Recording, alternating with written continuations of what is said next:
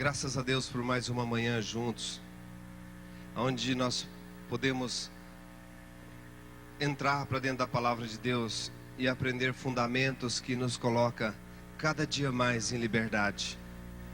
O Senhor Deus deixou a sua palavra para que todos, por intermédio da sua palavra, vivessem livre. E nesses últimos dias, nós temos observado a raça humana como, no geral, atemorizada, angustiada, sofrendo, com vários tipos de enfermidade, com vários tipos de problemas que têm levado as pessoas a uma tristeza muito grande, a um sofrimento muito grande. E não há classe social para isso. Não existe classe social que está sendo assolada. Todas as classes sociais estão sendo assoladas por problemas de forma devastadora. Problemas na área da alma, dos sentimentos, das emoções, problemas na área física. E nesta manhã nós vamos juntos meditar na palavra de Deus, para que possamos ficar livres por intermédio da palavra. A palavra do Senhor diz, no livro de Gálatas, na carta que o apóstolo Paulo escreveu aos Gálatas, ele escreve assim, Gálatas capítulo 5, no versículo 1 diz assim: Cristo nos libertou para que sejamos de fato livres. Estais, pois, firmes, e não vos tornei-vos a colocar-vos debaixo de jugo de escravidão. Amado, será que você não está debaixo de um jugo de escravidão? Quanto jugo de escravidão existe? Eu vou citar alguns para ver se talvez num desses você encaixa. O jugo da pobreza, o jugo do medo, o jugo da ansiedade, o jugo do desencorajamento, o jugo da fraqueza, o jugo da enfermidade, o jugo da tristeza e vários outros jugos. A palavra de Deus diz em Gálatas 5, primeiro, Cristo nos libertou para que sejamos de fato não é de falar somente, é de verdade, de fato livres. Cristo libertou você e a mim para que nós fôssemos livres de todos esses julgos. E eu tenho observado, numa das funções que Deus tem me usado no corpo de Cristo, como dons de curar, Deus tem manifestado fluentemente na minha vida, para ministrar cura sobre pessoas. Muitas pessoas Deus tem colocado na nossa frente para que nós ministramos a unção curadora do Senhor, por intermédio de um dom que Ele tem operado fluentemente na minha vida. Muitas pessoas têm chegado até a mim e pedido que ore por eles. E eu tenho observado que 95% das enfermidades que as pessoas têm chegado e pedido oração, 95% são no âmbito da alma, dos sentimentos, das emoções. As pessoas estão adoecendo por problemas financeiros, por problemas conjugais, por problemas de área familiar, enfim, em várias outras áreas. As pessoas estão adoecendo por causa do sentimento que vem na alma. E eu quero que você nesta manhã, em nome do Senhor Jesus, seja livre desses tormentos, livre desses problemas, livre dessas enfermidades, porque o Senhor enviou a sua palavra para nos sarar. Recentemente, houve um jogador de um time brasileiro que morreu em campo. Todos viram isso na televisão. Por muitos dias passou essas cenas e reprisando ele caindo, ele sofrendo um infarto, ele tendo um ataque cardíaco. E as pessoas, a maior parte das pessoas que viram aquelas cenas, ficou muito, muito preocupadas. Os cardiologistas do Brasil não estão tendo tempo para comer, para dormir, porque é telefonema de pessoas, e as pessoas se cuidando, porque aquela cena lançou um medo sobre as pessoas. Aquelas cenas fortíssimas que eles viram, causou pânico na vida deles, e consequentemente, foi um poder tão forte da imagem, que passou a sentir sintomas. E tudo isso é da alma. A alma do homem não sendo doutrinada, não sendo treinada pela palavra de Deus, ela pode trazer enfermidade para o corpo. Você quer ver um versículo? O que diz Salomão em Provérbios? Provérbios capítulo 17, versículo 22 diz assim: o coração alegre é bom remédio. Eu tenho observado pessoas ter problemas sérios de saúde por tristeza. Eu tenho observado pessoas ter problemas sérios de saúde por solidão. A pessoa vai se sentindo sozinha e sozinha. Daqui a pouco ele começa a ter depressão, começa a ter inchaço no corpo, começa a ter sintomas de doenças, e ele começa a procurar nomes para essas doenças. Se ele sentir uma fisgada no peito, ele diz: é o meu coração. Às vezes é a tristeza que está tão grande, a solidão que está tão grande, está causando problema de saúde. Por isso Salomão escreve no versículo 22 do capítulo 17: o coração alegre é bom remédio. Ouviu? Que tal você tomar esse remédio? Dá um pouquinho de alegria para o seu coração. Aí você diz assim para mim, você deve estar dizendo assim: mas com o marido que eu tenho, pastor Célio, como é que eu dou alegria para o meu coração? Se o meu marido já faz 20 anos que nós vivemos juntos, ou 10 anos, ou 5, ou 50 anos, e o meu marido nunca mudou, o meu marido não faz nada para me fazer feliz, aí está um engano muito grande. Você espera que uma pessoa de carne e osso te faça feliz? Você está esperando ser feliz por uma segunda pessoa? Você está enganado. Você espera que a sua esposa te faça feliz? Que os seus filhos te façam feliz? Não. Jesus, o único que pode te dar felicidade é Jesus Cristo. O seu marido pode acrescentar a felicidade que Jesus dá. Os seus filhos podem acrescentar a felicidade que Jesus dá. Mas pessoas estão ficando enfermas por tristeza, por solidão, e eles começam a procurar doenças. Eu conheço pessoas que ficam doentes para chamar a atenção das outras pessoas. Tem pessoas que gostam que você chega, uma falta de carinho tão grande e uma falta de afetividade tão grande, que eles chegam, você chega na casa deles e eles dizem: olha, eu estou passando tão mal, olha, eu estou tão ruim. Tudo isso é falta de afetividade, é falta de carinho, é uma necessidade no coração que tem, não é do homem natural, é de Jesus.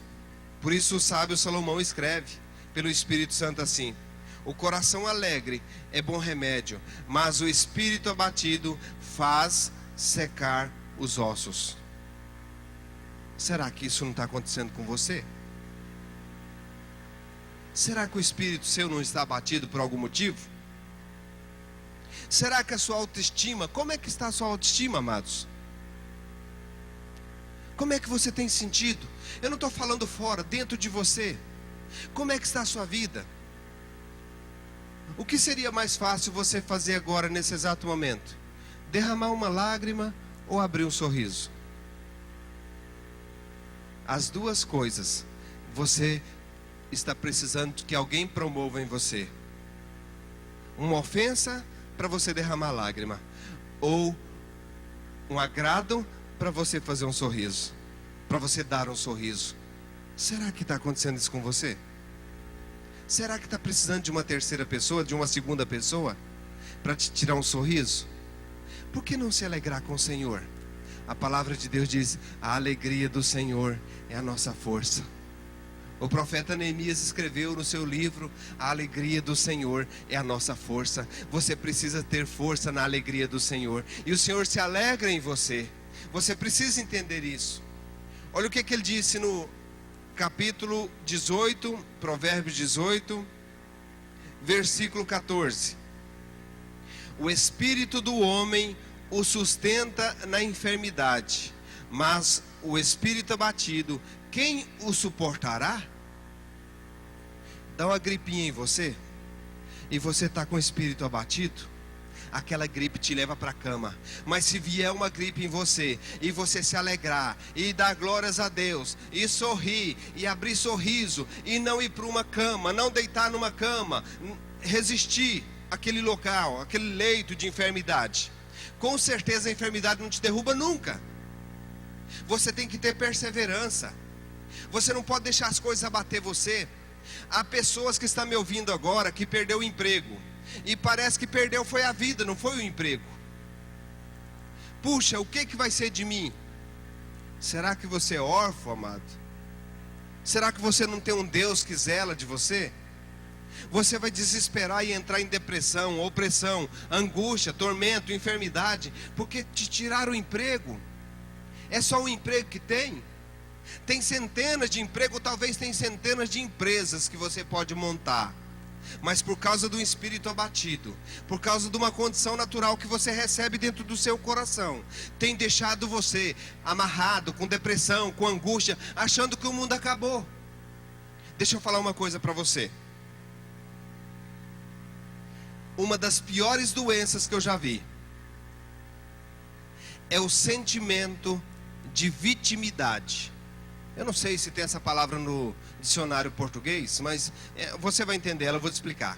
O sentimento de vitimidade, você é vítima de tudo, inclusive de si mesmo. As coisas não dão certo para você, e você fica lá se lastimando no muro das lamentações, e dizendo, puxa, as coisas para mim não estão dando certo. Em vez de você levantar sua cabeça, partir para cima, tomar posse da vitória, entrar na fé, entrar na oração, você abaixa a cabeça e aceita a derrota. Será que está acontecendo isso com você? Será que você está aceitando derrota na sua vida? Será que você perdeu estímulo para viver? Por causa de coisinhas? Nós vamos nos hospitais, nós vemos pessoas com câncer, no estado terminal, você chega lá, eles estão respirando para viver. E tanta gente que não tem uma enfermidade, não tem um câncer, não tem uma AIDS, porque tirou o emprego dele ou dela. Minha vida não tem mais graça, minha vida não tem mais sentido. Amado, isso é falta de Deus. Isso é falta de Jesus. Isso é falta da palavra de Deus. Isso é falta de comunhão com Deus. Não deixa a enfermidade abater você. Não deixa as imagens que você vê na televisão entrar no seu coração, que você vê no noticiário do jornal entrar no seu coração. Lá nos Estados Unidos fala, o barril do petróleo vai subir. Todo mundo já começa a ficar triste. Meu Deus, o que será de mim? Olha o que a Bíblia diz no Salmo 112. Louvai ao Senhor. Bem-aventurado o homem que teme o Senhor e que em seus mandamentos tem grande prazer. A sua descendência será poderosa na terra. Você está preocupado com seus filhos? Como é que o meu filho vai estudar? Como é que o meu filho vai para a faculdade? Como é que eu vou pagar a faculdade do meu filho? Você está preocupado com isso? Pois deixa eu te falar uma promessa de Deus. Ele diz que prosperidade, abundância existe para aqueles que são justificados por Cristo Jesus. Olha o que ele diz: a sua descendência será poderosa na terra, seus filhos, seus netos, seus bisnetos. A geração do justo será abençoada. Basta você andar em justiça. Prosperidade e riqueza há na sua casa, e a sua retidão permanece para sempre. Aos retos, até das trevas nasce luz. O que é reto? Aquele que anda em Cristo, aquele que anda na palavra. Se ele for justificado por Cristo, se ele louvar o Senhor, se ele temer o Senhor, se ele tiver prazer na lei do Senhor, está garantido a salvação dele, a salvação dos filhos dele, das gerações futuras dele, está todas garantidas. Ele disse, mas aos retos, até das trevas nasce luz. Você é reto, tirou o seu emprego? Parece trevas, não é?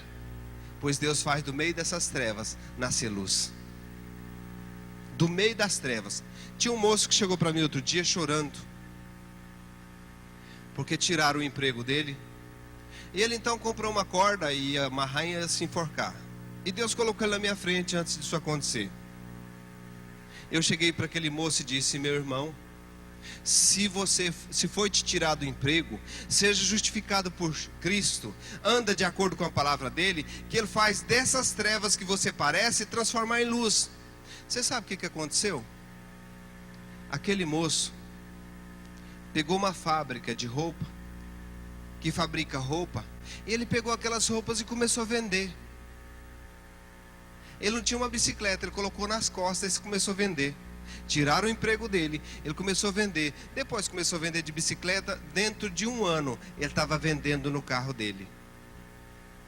Das trevas que ele parecia, Deus fez resplandecer a luz para ele. Se não tivesse aquele emprego dele, não tivesse saído, não tivesse tirado aquele emprego dele, com certeza ele estava até hoje lá no empreguinho, ganhando uma mixariazinha.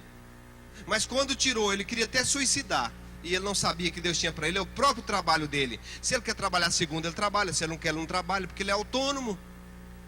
Porque ele foi para dentro da palavra de Deus, e Deus deu sabedoria para ele, encheu o coração dele.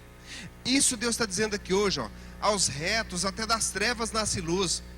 Pois é compassivo e justo. Bem irá o que compadece e empresta, que conduz os seus negócios com justiça. Certamente jamais será abalado. O justo ficará em memória eterna. Versículo 7. Salmo 112, versículo 7. Não temerás maus rumores. Você teme maus rumores? Será que não é isso que está te matando? Aquela dívida para pagar segunda-feira? E não tem nem um cruzeiro para cobrir o cheque que você já deu? E você nesse momento estava temendo maus rumores, com medo de não pagar o seu aluguel, com medo de não ter o dinheiro para comida. Isso causa enfermidade em você. A ansiedade causa enfermidade, amados. Quando você veio para esse mundo, você veio nu e vai voltar nu para o pó. Não viva uma vida de ansiedade, viva uma vida de fé, não teme maus rumores. Por mim, tanto faz o dólar subir e abaixar, o cruzeiro cair ou levantar, o real subir ou descer. Eu não vivo por isso. Eu vivo na fé do Criador dos céus e da terra. Estou te convidando hoje para viver uma vida na fé, uma vida confiando em Deus. Deixa eu te contar uma história. Quando eu era criança na fazenda, morava os tios tudo reunido numa só fazenda. Então saía para passear um tio na casa do outro. E o meu pai então saía com nós, criança, num domingo daquele, ia passear na casa do outro tio. E era perto, nós íamos a pé.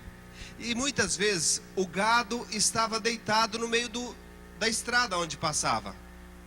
Então eu, mais do que depressa, eu corria para o meu pai e disse: pai, me pega no colo que eu estou com medo do boi. E o meu pai me pegava nos ombros, me colocava aqui, e nós passava pelo gado. Meu pai dizia: filho, o boi é mansinho. Mas eu tinha tanta confiança no meu pai, que eu esquecia até a força que o boi tinha. O que adiantava eu no pescoço do meu pai com um boi de, sei lá, 20 arroba? Ele derrubava meu pai comigo e com tudo, mas quando eu estava nas costas do meu pai, eu sentia seguro. Eu sentia segurança. Então podia ser um touro bravo, que eu dizia: eu estou com meu pai. Quando você está com Deus, amado, é dessa forma. Pode vir a dificuldade grande como for, mas você fala: eu estou com meu pai. Eu vou passar por essa dificuldade, eu não vou ficar nela, eu vou passar, porque o Senhor está comigo. Se eu não caminho com meus pés, o Senhor me leva nos braços. Mas o medo tem anulado a fé. Mas a fé é o único antídoto que destrói o medo. E a Bíblia diz aqui, ó: não temerás maus rumores. O seu coração está firme, confiando no Senhor. Você confia no Senhor? Então por que chora? Então por que está se entupindo de remédio?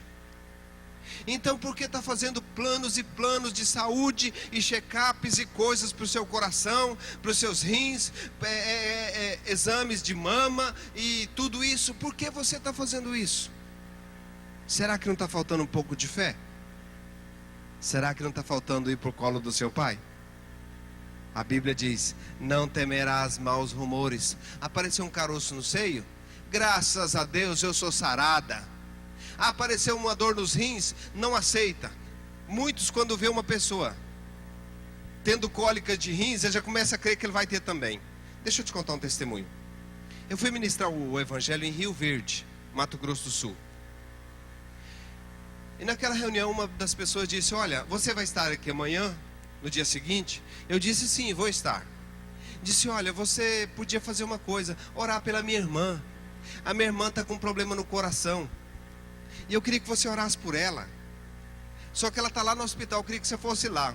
Eu falei, não vou lá não. Se você tiver fé de arrancar sua irmã do hospital e trazer ela aqui aonde eu estou, eu vou orar por ela e ela vai ficar curada do coração.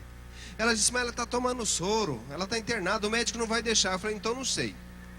Se você tiver fé de dar um jeito, fé eu tenho, que se ela chegar na minha frente, ela vai ser curada em nome de Jesus. Então foi lá, com muita luta, trouxeram a mulher, colocou na minha frente. Quando colocou ela na minha frente, Deus me mostrou uma pessoa, me deu numa visão, uma pessoa morrendo no colo dela. E eu disse para ela, minha irmã, quem foi que morreu de infarto no seu colo? Ela olhou para mim com o olho arregalado e disse, quem te contou? Eu falei, responde a minha pergunta.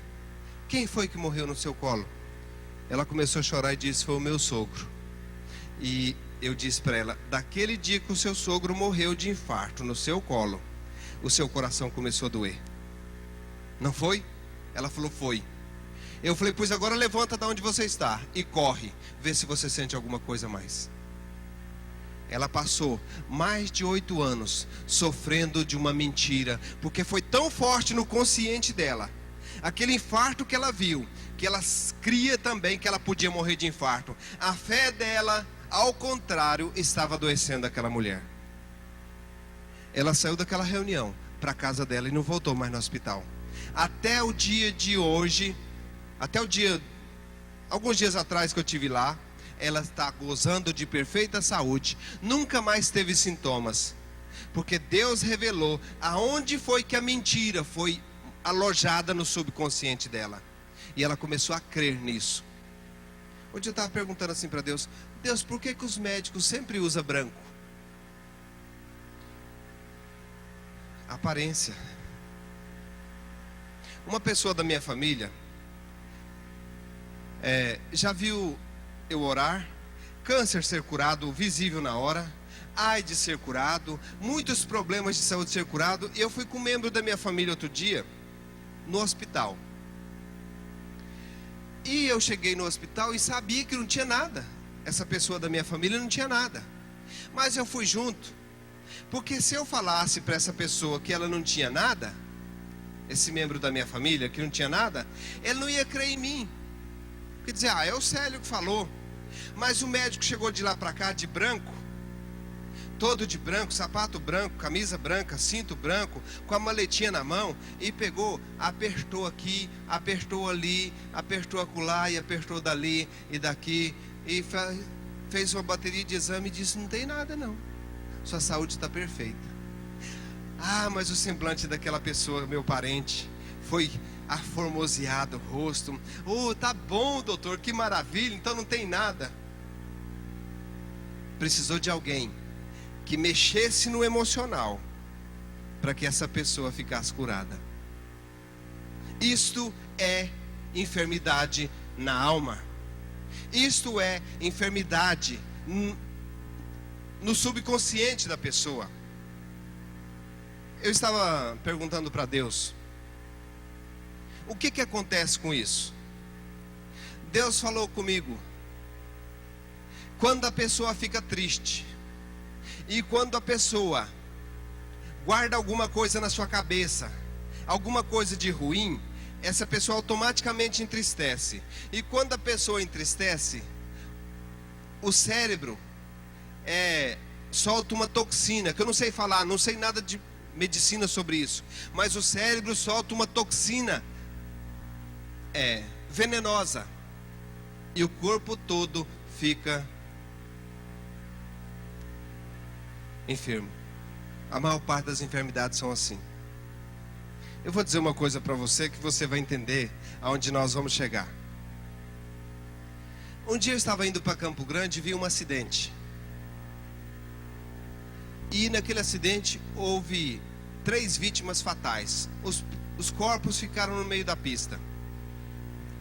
Quando eu saí daquele acidente, eu não conseguia correr mais de 80 por hora. Eu não conseguia ultrapassar a velocidade de 80 por hora, porque aquela cena estava muito real dentro de mim. E veio o medo sobre mim. E o medo fazia com que eu não corresse. Então eu andei aí uns 100 quilômetros, de Campo Grande para Rondonópolis a 100 km por hora. Mas eu, com as pessoas que estavam dentro do carro, nós começamos a mudar o assunto. E começamos a falar de outra coisa, e fomos esquecendo o fato. Quando eu vi, eu já estava em 120 por hora, sem nem perceber. Mas 100 km, enquanto eu estava pensando naquilo, eu estava com medo e eu nem ultrapassava, eu andava atrás de caminhão, porque eu estava com medo por causa da cena forte que eu vi. E muitas pessoas têm ficado enfermas. Você sabe por que eles falam que o câncer é hereditário? Fulano morreu, meu pai morreu de câncer, minha mãe morreu de câncer, meu irmão morreu de câncer e eu estou condenado a morrer de câncer. Morre por fé. O fulano tem diabetes, meu pai tem diabetes, tem isso. O fulano tinha epilepsia, o outro ciclano também tinha. Isso é de família. Não aceita uma mentira dessa. Não existe enfermidade hereditária. Não tem essas coisas. Existem fortalezas na mente da pessoa que ocasiona a ele a crer que ele é enfermo. Olha o que Paulo escreve. Paulo escreve em 2 Coríntios. Ele nos dá uma chave para ficar livre. Eu sei que você está perguntando aí, como é que eu fico livre dessas coisas? Paulo escreve em 2 Coríntios capítulo 10, versículo 4. As armas da nossa milícia não são carnais, mas sim poderosas em Deus para destruição de fortalezas. Será que existe alguma fortaleza na sua vida? Será que a falta de dinheiro não é uma fortaleza que precisa ser derrubada? O sentimento de incapacidade, será que não é uma fortaleza? Mas Paulo diz aqui, ele nos dá a chave para ficar livre dessas fortalezas. Se você tem medo de ficar desempregado, medo de ser mandado embora, a primeira pessoa que o patrão vai achar para mandar embora vai ser você. Porque você não vai desempenhar um bom papel, você vai trabalhar inseguro e com medo, e ele vai perceber a sua insegurança, e na hora do facão, quem entra é você. Porque você denuncia aquilo que você é. Derrubamos raciocínios. O que é raciocínio? Pensamentos? Raciocinar. Você pega alguma coisa e fica raciocinando ela na sua cabeça? Pensamento é um e raciocínio é outro. Raciocínio é tudo aquilo que você fica imaginando, como por exemplo, a mulher que tem um caroço no seio e fica imaginando, bem, eu vou no médico, ele vai falar que é câncer, e aí eu vou ter que fazer uma cirurgia, vou arrancar o seio e vou colocar uma prótese e vou ficar assim. Isso chama-se raciocínio.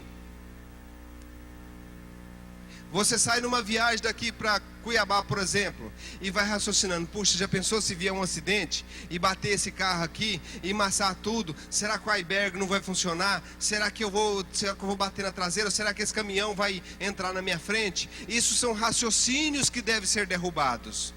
Isso é como um imã que atrai aquilo que você está raciocinando. Você quer ver como é que atrai? Abra sua Bíblia no livro de Jó, nós vamos voltar aqui em 2 Coríntios. Eu tinha uma curiosidade muito grande para saber por que Jó, sendo íntegro e justo, ficou enfermo. Perdeu tudo que tinha. E descobri no capítulo 3, o Senhor me mostrou no capítulo 3, no versículo 25, o que aconteceu. Qual o sentimento que Jó teve para que acontecesse esse fato com ele. De perder tudo, perdeu dinheiro, perdeu filhos, perdeu família, perdeu gado, perdeu funcionários, ficou só na lepra e na cinza. O que é que fez com que Jó perdesse tudo isso? Capítulo 3, versículo 25 diz assim, Jó falando: o que eu temia me sobreveio, o que eu receava me aconteceu. Você tem medo? É a chave para acontecer. Você tem medo? Você vê alguém morrendo de câncer, você vai ter medo do câncer? É a chave para você ter câncer. Porque o medo é o único antídoto que anula a fé.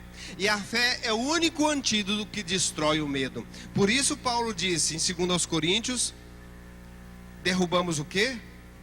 Derrubamos raciocínios. Esses maus pensamentos que vêm na sua cabeça tem que ser derrubado. Como é que você derruba ele? Você pega um versículo da palavra. Vamos supor que é o medo do câncer. Você pega um versículo da palavra e diz: está escrito, Êxodo 15, 26, o Senhor Deus é o Deus que me sara. Isaías 53, 4 e 5, Ele levou sobre si as minhas enfermidades e carregou as minhas dores. É assim que você derruba o medo do câncer. Você põe a palavra no lugar do medo. Ouça. Derrubamos raciocínio e toda altivez que se levanta contra o conhecimento de Deus. E levamos cativo, olha essa palavra, cativo, todo pensamento à obediência a Cristo. Você pega os seus pensamentos e põe aonde? Você pensa muita besteira? Qual que você pensa mais? Nas coisas boas de Deus ou nas coisas ruins do diabo? Você tem duas opções nessa manhã. Ou você vai, a partir de hoje, pensar nas coisas boas de Deus: paz, longanimidade, benignidade, fidelidade, amor, riqueza, gozo, paz, alegria. Ou você vai pensar tristeza, angústia, doença, opressão, depressão, medo, tormento, enfermidade, escassez, pobreza. Qual das duas linhas você vai pegar hoje? Você vai pensar nas coisas que o diabo quer lançar na sua mente, ou nas coisas que o Espírito de Deus lança na sua mente? Aonde fica o seu pensamento? Pois o apóstolo Paulo diz que nós temos que pegar, fazer cativo o nosso pensamento à obediência a Cristo. Deixa eu te falar para você como é que é o seu pensamento e o meu pensamento. Vou te fazer uma pergunta para você em casa. Você consegue andar no meio fio? Você está me dizendo: é claro, irmão Célio, eu ando 100 metros no meio fio. Então vou fazer um desafio para você. Anda no guarda-mão da ponte do Rio Vermelho, que é mais largo do que o meio fio. O medo te derruba lá dentro. E você pode ter certeza, você não cai para o lado da ponte, você cai para o lado da água. O medo te puxa para lá. Chega no guarda-mão da ponte e observa, você fica com medo só de olhar. A sua mente te leva à derrota, se você aceitar a condição que é imposta pelo inimigo na sua vida. Ele tenta colocar medo em você, e Jesus tenta colocar a palavra dele em você. Eu sou seu Senhor, seu Salvador, não temas, eu estou contigo, fica firme. Não temas, tem essa palavra na Bíblia por todos os lados que você olhar. 365 vezes está escrito na Bíblia: não tema, uma por dia para você. Então o que você tem mais ficado? Com o que você tem ficado? Com a sugestão maligna do diabo, ou você tem ficado com a palavra de Deus? Então pega os seus pensamentos negativos, destrói eles, bane eles da sua mente. Daqui a pouco você diz assim: pastor Célio, eu não vejo, quando eu vejo eu estou pensando. Quando você vê você pensar, você desliga ela rapidamente. Diz: eu não vou pensar essas coisas ruins para mim de jeito nenhum. Fraqueza, pobreza, doença, falta, escassez, não vou pensar isso não. Eu vou pensar que o meu Jesus, sendo rico, se fez pobre para que eu fosse enriquecido. Aprenda a dominar a sua mente, a pôr a sua mente prisioneira de Cristo, a pôr a sua mente firmada na palavra. Você vai ver que você vai viver dias tranquilos. Outra coisa que está matando a maior parte das pessoas: preguiça. Você sabe o que é isso? Preguiça. Tem gente que adoece de preguiça. Um chega para mim e diz: pastor Célio, eu estou esperando um emprego. Olha, Deus pode mandar um emprego para mim. Eu falo: mas irmão, o tanto de emprego que tem por aí. Levanta nessa condição e diz: amanhã eu vou trabalhar. E chega. O detalhe é o seguinte: a maior parte chega e não quer trabalhar. Eles querem saber quanto é que vai ganhar primeiro. Patrão, esse negócio é o seguinte: quanto é que eu vou ganhar? Você vai ganhar. Vamos ver seu serviço. Não, eu estou precisando ganhar é de 800 para lá. Eles não querem saber do trabalho. Todo mundo está acostumado, a maior parte do povo brasileiro, eles têm sido acomodados nos últimos tempos. Tem povoado as cidades e tem vivido numa vida assim de Sei lá, por isso que aumentou tanto a bandidagem, a marginalidade, porque o povo acha muito mais fácil enfrentar um revólver ali para roubar alguma coisa do que ir trabalhar. E o trabalho dignifica o homem. Então dos maiores problemas que tem aparecido no meio do povo chama-se preguiça. Poucas pessoas querem trabalhar. Se você falar com a pessoa, outro dia eu fiz um teste com uma pessoa que chegou aqui no salão do ministério.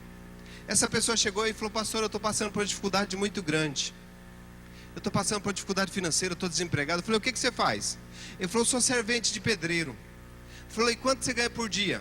Eu ganho R$15. Eu falei: então eu vou te pagar 20, para você ficar aqui no salão do auditório, orando das 8 às 11 e da 1 às 5. Todo dia eu te pago R$20. Ele aceitou o primeiro dia. Tá bom. Eu falei: você pode sentar nas cadeiras aqui e ficar quietinho, não incomoda ninguém. Senão eu vou chamar sua atenção, não incomoda ninguém, fica quietinho aqui. E aí você tem água gelada para tomar, tem um ventilador para te refrescar, e você fica das 8 às 11, da 1 às 5. Primeiro dia ele chegou 8 horas. Eu dei os R$20 para ele. Falei: vou te pagar adiantado, para você almoçar já. E ele começou, quando foi 10 horas, ele falou: pastor, o negócio é o seguinte, o meu primo está fazendo uma mudança e eu precisava ajudar ele. O senhor me libera das 10 até as 11 aqui, porque eu pego esse período e faço a mudança do meu primo. Tá bom. Ele chegou 3 horas da tarde. E aí ele olhando para mim e tal, assustadinho. E pastor, eu atrasei um pouquinho por causa do meu. Eu falei: não tem nada não, continua orando agora até as 5. E ele ficava parecendo que ele tinha coceira. E sentava, levantava, deitava. Eu falava: levanta suas mãos para cima, aqui é uma Bíblia aqui, vai ler ela. E ele sentava, levantava e mexia e virava. No outro dia, quando ele foi chegar, era 10 horas. Eu falei: opa, e o seu serviço? Pastor, foi o seguinte, sabe, lá em casa estava faltando umas coisas que eu precisava comprar, e eu tive que sair para comprar. Até eu estava falando com o senhor assim: se o senhor puder me arrumar os 20 agora antes do almoço, porque depois do almoço me deu vontade de levar ele para olhar na delegacia, falar que você vai comer e ficar trancado, preso, seu preguiçoso. A preguiça está matando muitas pessoas. Tem um versículo em Provérbios que diz assim, se eu for lá fora, o leão me come. Às vezes não tem disponibilidade nem para abrir a boca e falar, e sair, e trabalhar, e ser digno do que você come. A Bíblia diz que o que não trabalha, que não coma. Então a preguiça também tem adoecido pessoas, e eles têm querido viver na malandragem, no jeitinho brasileiro que fala, que eu acho que o jeitinho brasileiro, as nossas origens são de povo trabalhadores. Isso tem adoecido o povo. Esse raciocínio tem que ser derrubado. Tem alguém que está me ouvindo aí agora, que é o seguinte: passa o dia inteiro com a cara na televisão, desempregado, pai de família. Você é um pai de família, passa o dia inteiro olhando para a televisão em casa. Uma hora dessa a mulher joga um balde de água nos seus pés. Marido, você que está me ouvindo, vai lutar pela sua vida, pelo seu trabalho, por uma vida digna.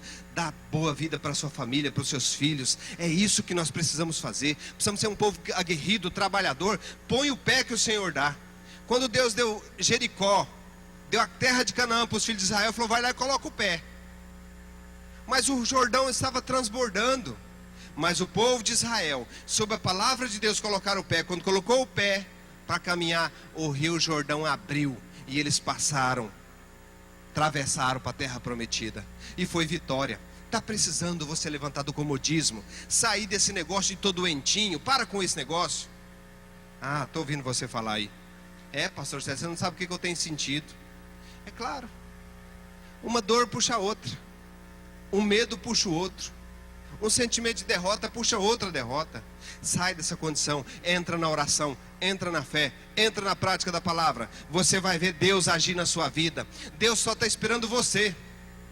A parte dele está feita, dá seu passo. Toma posse do que é seu, que já foi dado pela fé. Mas aquele que não ora, aquele que não pratica a palavra, esse é pisado por todo mundo mesmo. Mas aquele que ora, aquele que pratica a palavra, aquele que não fica no comodismo, esse é mais que vencedor em todas as coisas. Esse tem testemunho para contar. Então, amado, talvez você deve estar dizendo assim: poxa, o pastor Célio hoje está bravo. Não, eu sou bravo com as obras do diabo, essas eu não aturo. Porque Deus preparou em Cristo Jesus todas as coisas para você e para mim. Já está tudo pronto. Quando Jesus morreu na cruz, sabe o que ele falou? Está consumado, está pronto para você. Mas você tem que dar um passo para Ele. Por isso que Ele chama: vinde a mim, porque eu vou te aliviar. Dá um passo para Jesus. Não aceita nada que se diz derrota. E você vai ver como é que você vai viver livre a partir de hoje. Toma posse da vitória. Toma posse de uma vida nova. O Evangelho não é uma brincadeira. O Evangelho é coisa séria e é para ser praticado. Se tem uma coisa que agride Deus, chama-se falta de fé. E quem não tem fé, não põe o pé na estrada. Levanta da sua cama hoje, vai sorrir. Está doendo, sorri com dor. Qual que é melhor, sorrir ou chorar?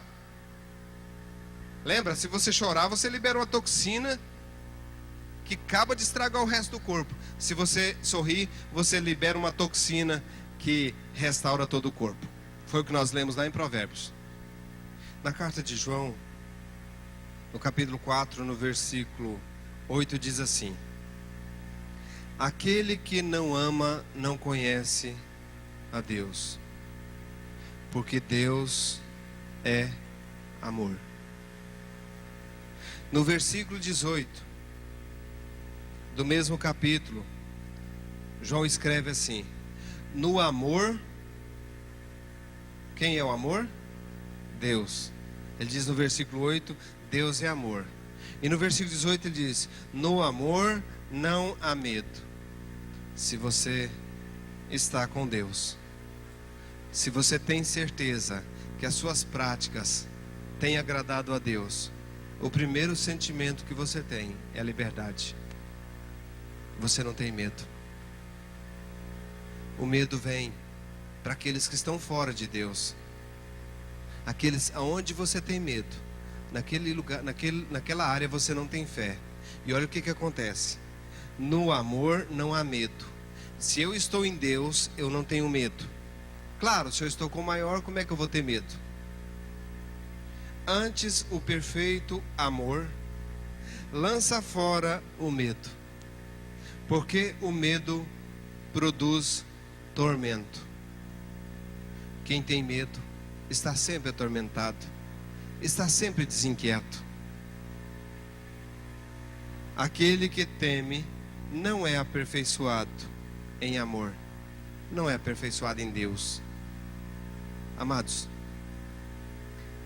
entenda isso.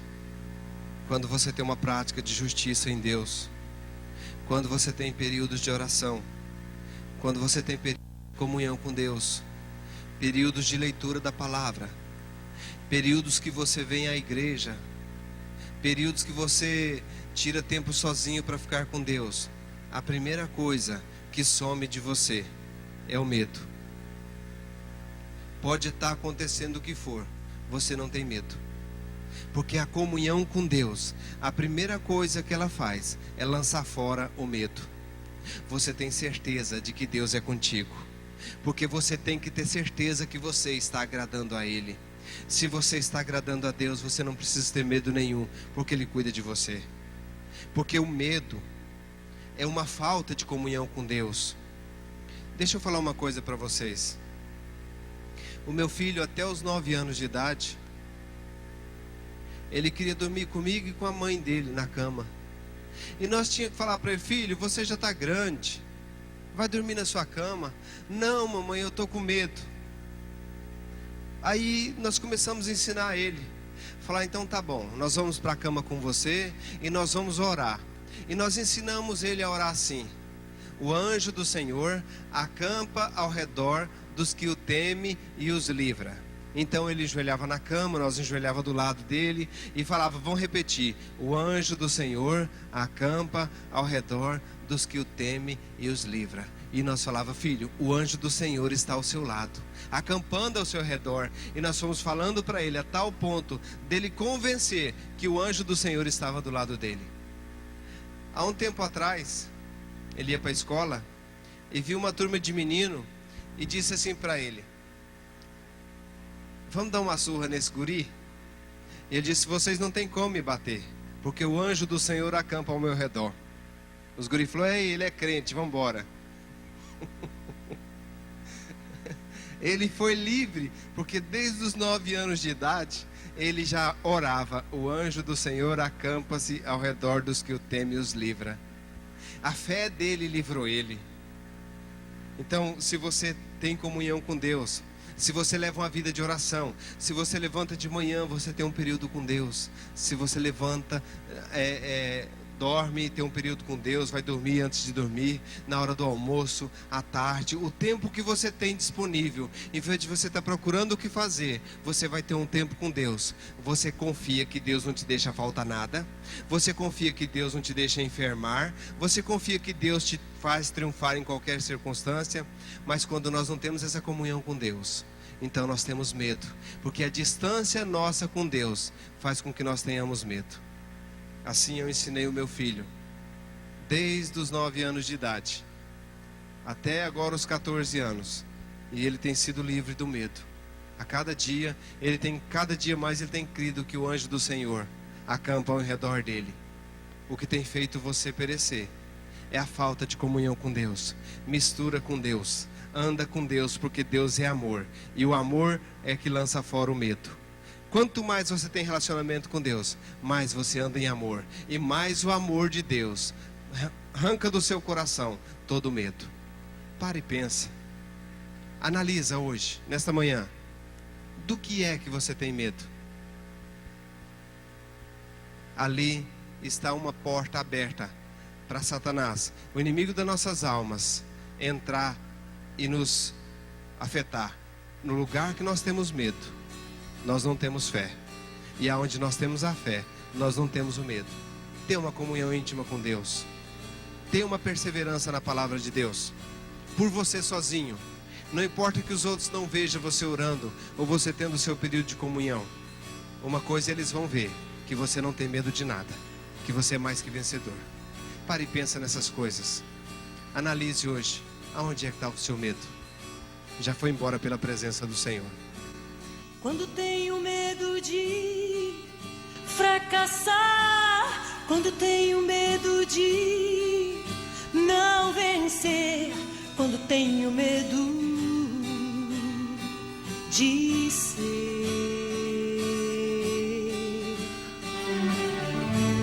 quando tenho medo de não tentar, quando tenho medo de não romper, quando tenho medo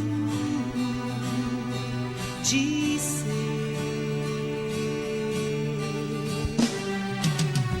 O verdadeiro amor lança fora todo medo. O verdadeiro amor lança fora todo medo. O verdadeiro amor que vem de Deus me ensina a não temer.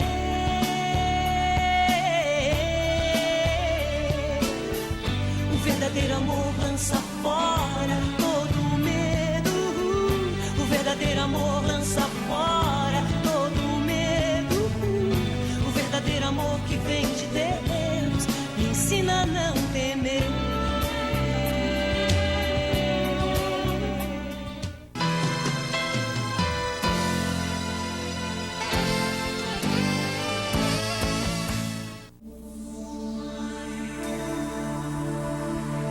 Estamos recebendo uma pergunta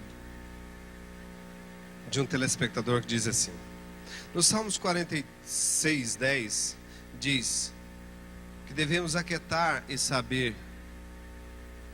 Deus diz: aquietai-vos e sabei que eu sou Deus. O que significa aquietar? Eu ficar calado? Eu ficar quieto num local? Você pode observar que as suas atitudes, primeiramente, antes de você ter uma atitude, você tem um pensamento e depois você tem uma ação. Esse aquietar significa que todas as suas ações, em termos dos problemas que você estava passando, sejam paradas. E você possa levantar as suas mãos e declarar a Deus aquilo que você crê. Em qualquer circunstância, adversidade financeira, adversidade, saúde, por exemplo. Quando você aquieta, você deixa aquela situação de lado e vai para Deus. Isso não importa se seja caminhando, ou correndo, ou conversando, ou falando, contando que você deixa aquela situação. É tipo assim, eu vou deixar esse problema para me resolver depois. Para de pensar nele e vai para o colo de Deus. Lá você consegue aquietar-se. Na presença de Deus, você deixa todos os seus problemas e ali você está quieto com Deus. Aquietar é estar na presença de Deus. Aí você vai saber que Ele é Deus. Se não aquietar com Ele, você nunca vai saber que Ele é Deus. Alguém nos faz uma pergunta assim: a palavra de Deus diz: conhecereis a verdade e a verdade vos libertará. Está escrito em João 8,32. Então, por que tem tanta gente que conhece a palavra há tanto tempo e não muda?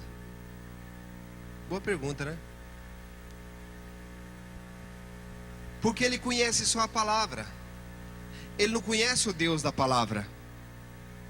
A Bíblia pode ser lida por qualquer pessoa. Ela pode ser lida e é lida por todo tipo de pessoa. Mas conhecer a verdade, Jesus Cristo é a verdade. Ele disse: eu sou o caminho, a verdade e a vida. Você pergunta para a pessoa: escuta, o que Jesus fez depois que ele foi batizado nas águas? Eu não sei. Ele jejuou. Pergunta: escuta, como é que Jesus fez quando ele orou para expulsar o demônio? Eu não sei. Como é que Jesus orou para o enfermo? Eu não sei. Você não tem a verdade revelada no seu espírito. Você tem duas áreas. Aliás, o homem é composto de 3 partes: corpo, alma e espírito. Corpo, matéria. Alma, sentimento e emoções. E espírito, sua verdadeira vida. O espírito que veio de Deus e volta para Deus. Quando você conhece a verdade na alma, ela não tem nenhum efeito para você. Mas quando você conhece a verdade no Espírito, ela causa um efeito muito grande em você. Tudo aquilo que você crê acontece, porque é uma verdade. Veja bem um homem que conheceu a verdade. Elias conheceu a verdade. Ele sabia que Deus era poderoso para reter chuva no céu, então ele orou. E durante 3 anos e 6 meses não caiu uma gota d'água na terra. Ele conheceu a verdade. Sabia que se ele orasse, Deus fazia na vida dele. A maior parte das pessoas não muda, porque eles conhecem a verdade aqui na cabeça e não conhecem a verdade no seu coração. A verdade no coração ninguém tira, e na cabeça chega outro e dá outra opinião, e você fala: sabe o que é mesmo? Alguém diz: olha, eu estava lendo nos pergaminhos, não sei aonde, Jesus não foi crucificado não, Jesus morreu, foi apedrejado. Aí, será que é mesmo? Aí você para: poxa, será que Jesus morreu, foi apedrejado? Bem, eu acho que até tem sentido, né? Ele foi levado lá para um monte onde tinha muita pedra. Talvez ele foi. Isso é uma pessoa que não conhece a verdade. Ele não tem convicção daquilo que está escrito. Quem conhece a verdade tem convicção do que está escrito, e ele não arreda o pé para lado nenhum. Ele fica firmado na verdade, até que a verdade se manifeste na vida dele. Essa é a diferença. Quem conhece a verdade é liberto, e quem não conhece a verdade é preso. Aí você sabe quem conhece a verdade e quem não conhece. Quem lê Bíblia não significa que conhece a verdade, significa que lê Bíblia. Mas quem conhece a verdade vive livre.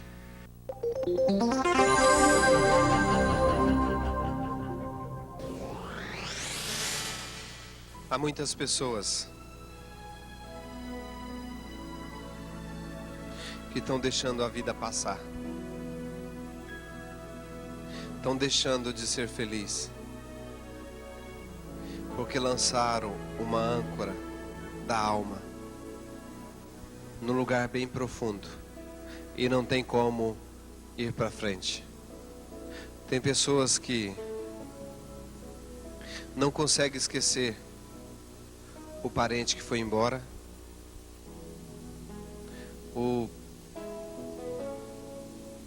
a pessoa amada que o Senhor levou para a glória.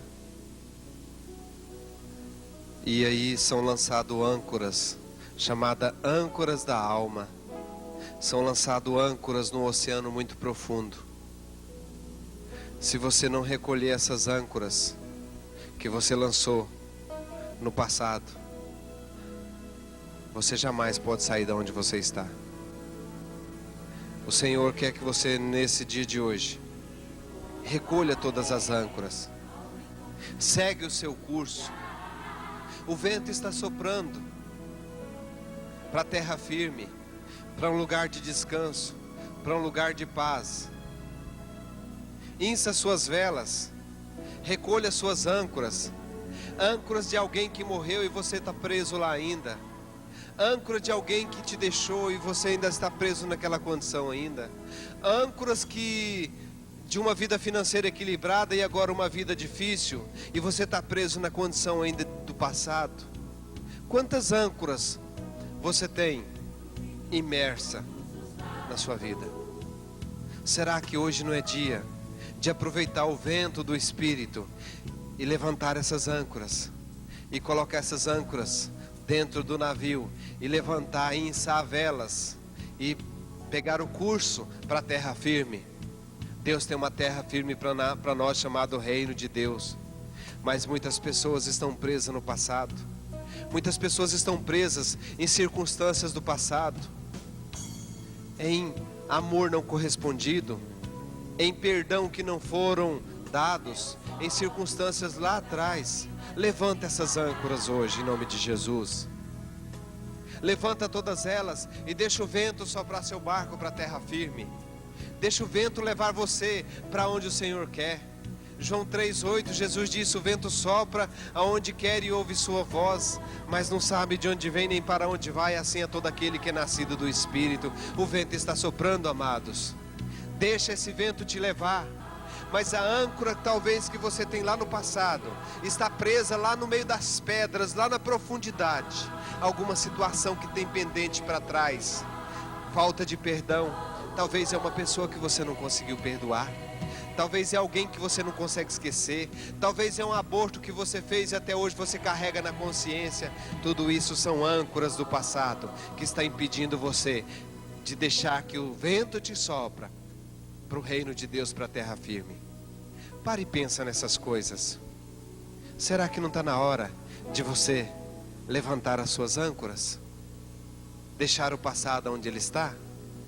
Deus te chama para uma vida nova. O vento está soprando, o Senhor está soprando sobre a sua vida, mas as âncoras lá atrás não deixam com que você vá nem um passo sequer. Corta elas. Se você não der conta de remover elas, corta elas da sua vida. Faça um marco. Paulo disse, portanto, se alguém está em Cristo Jesus, nova criatura é. As coisas velhas já passaram, as âncoras velhas já passaram, e eis que novo. Pare e pensa nessas coisas. Deixa o vento te levar. Mas para o vento te levar, você precisa flutuar sem nenhuma amarra na profundidade. Talvez na profundidade da sua alma tinha uma âncora hoje, mas eu oro em nome de Jesus que essas âncoras sejam cortadas em nome de Jesus, para que o vento te leve a pastos verdejantes, as águas tranquilas, aonde a sua alma será refrigerada. Deixa o passado lá no passado. Amém? Pare e pensa nessas coisas. Você foi gerado em Cristo Jesus para viver feliz. Deus seja louvado pela sua vida. Deixa o vento soprar sobre as suas velas agora e levar você para a terra firme, para um lugar de descanso. Amém? O Senhor te abençoe e te guarda no nome de Jesus.